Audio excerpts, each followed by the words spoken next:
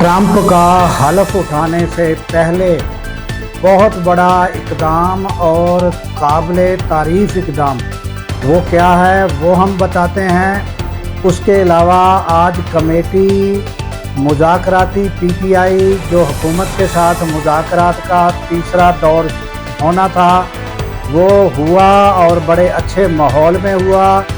उसके बाद उसकी तफसील जो है वो भी हम आपको बताते हैं। उसके अलावा जो बैकडोर चैनल जिसे कहा जाता है वो भी मुज़ाकरात जारी हैं, उसकी भी खबरें ज़ुबान ज़दे आम हैं वो क्या हैं वो भी हम आपके सामने रखते हैं।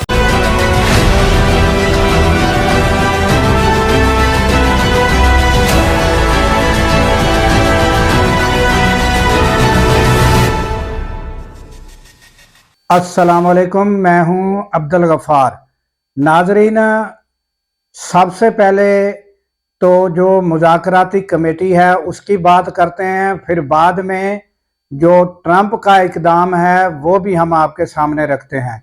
तो मुज़ाकरात जिस तरह के यानी डेट रखी गई थी वो आज की डेट थी और उसमें मुज़ाकराती कमेटियां दोनों तरफ से आपस में बैठी और फिर बाकायदा तहरीरी तौर पर मुतालबात दे दिए गए हैं। उसमें वो तफसीलात तकरीबन वही बातें हैं जो हमने आपको बताई हैं। मुतालबात आप सबको पता है, उसे बार बार रिपीट करना वीडियो लंबी करने के लिए होगा।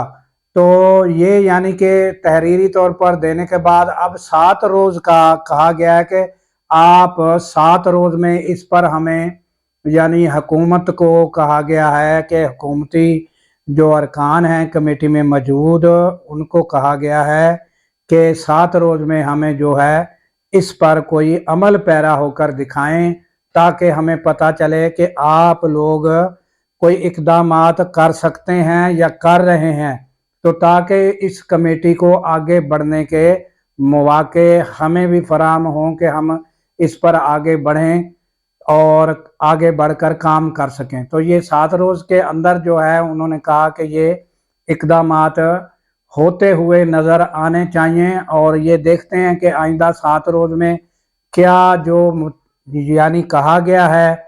और 2 बातें तो आपको पता है कि आम जो मुतालबा है वो है इंक्वायरी की जाना 9 मई की और 26 नवंबर की। तो उसके लिए क्या होता है और दूसरा कैदियों की रिहाई उसके लिए क्या होता है। तो ये सारी सूरत हाल सामने आ जाएगी 7 रोज़ के अंदर।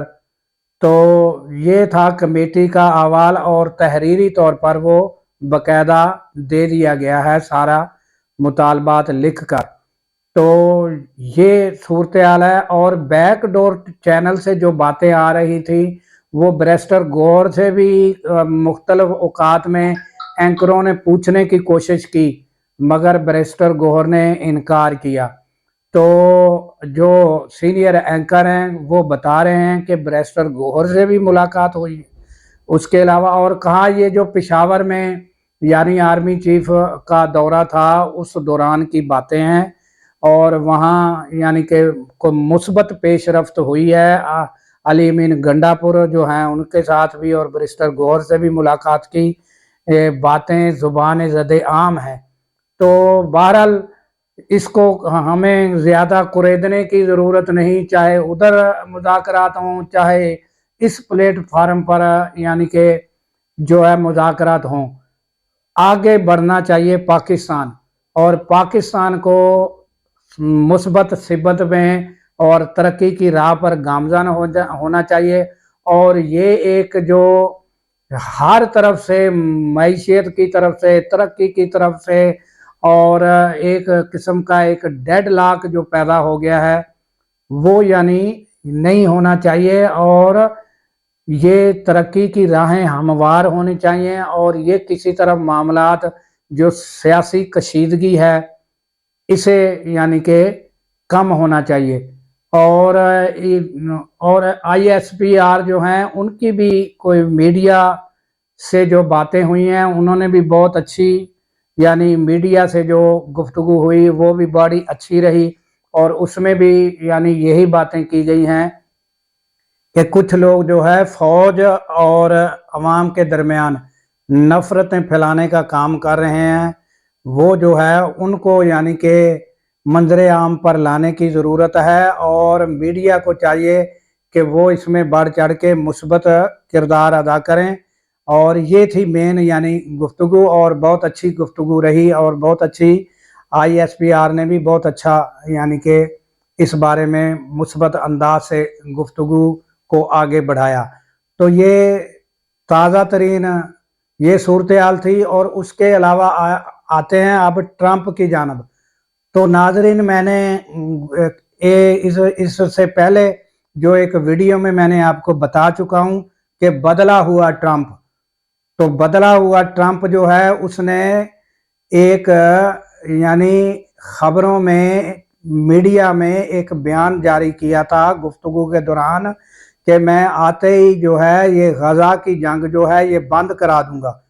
तो आप देख लें कि बहुत अच्छी खबर है, और ये ट्रंप का इकदाम है कि उसने नेतन्याहू जैसे शख्स को, जो किसी की नहीं मान रहा था, तो वो देख लें कि उसने किस तरह यानी ये इकदाम करके, और बड़ी खुशी की खबर है कि जंग बंदी का ऐलान हो गया, और गजा में पहली बार लोग खुशी से बाहर निकले हैं, और बेखौफ व ख़तर खुशियां मना रहे हैं। और यही उम्मीद की जा रही है कि ये देर पा जंग बंदी होगी, और आइंदा आने वाले दिनों में जब ट्रंप हलफ उठा लेगा तो और भी यानी कि अच्छी अच्छी खबरें आने की उम्मीद है। तो इसके साथ ही दीजिए इजाज़त कि अल्लाह ताला पाकिस्तान की खैर फरमाए, पाकिस्तान की सरहदों की खैर फरमाए, और सरहदों पर मामूर हमारे जवानों को अल्लाह ताला शाद व आबाद रखे, क्योंकि जब हम सो रहे होते हैं वो सरहदों पर नाजरीन जाग रहे होते। अल्लाह हाफिज़।